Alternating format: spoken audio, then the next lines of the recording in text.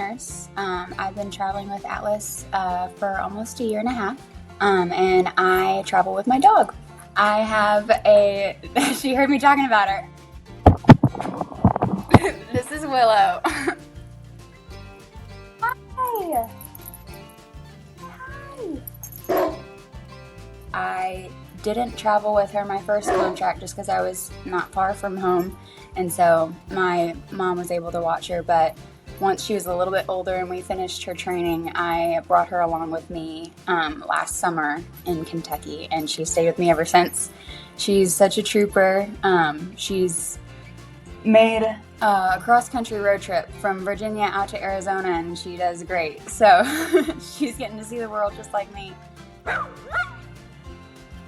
Sometimes, like, since I work night shift, it can be a little hard, like, balancing with her to not, like, you know, keep her inside and sleep the whole time, because she'll be sleeping when I'm gone and then have to rest, like, with me too. But kind of balancing the time management of, like, getting out for walks or taking her to a dog park or playing with her. But she, for the most part, does really well.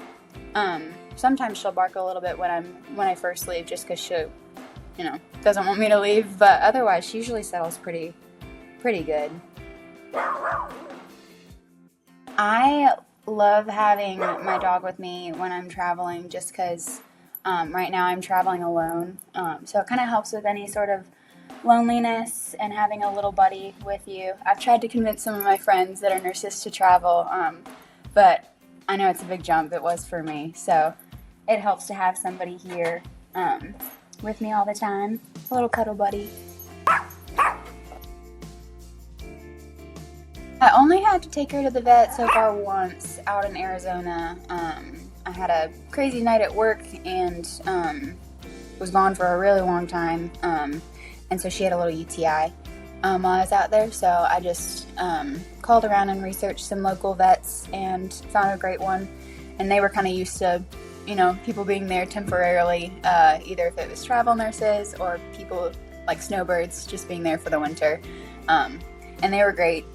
But other than that, thankfully, I haven't had to deal with the vet. I do use Spot for pet insurance just in case. I haven't gotten to explore much here in South Dakota yet, but when I was in Arizona, they had some really, really pretty walks along the channel near the lake, because London Bridge is there. So we would just walk along the water and stuff, and there were tons of dogs there. So that was really probably the nicest. But out here, I'll probably find some good hikes, hopefully, and we'll have some more fun. Advice I would give to another traveler to take their dog with them, it would probably just to kind of set a routine. It definitely helps to get some of her energy out before I go into work, whether that's like a little walk or playing ball, because she is crazy about her ball. She loves her ball. And then sometimes I'll give her some melatonin just to help her sleep before I leave. But yeah, we just have a good routine with our naps and getting our energy out before work. And then on my off days, I try to get her out and stuff, just so she's not cooped up in a house or an apartment.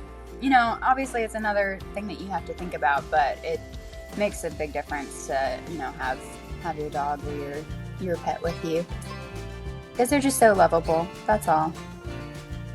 Oh my goodness.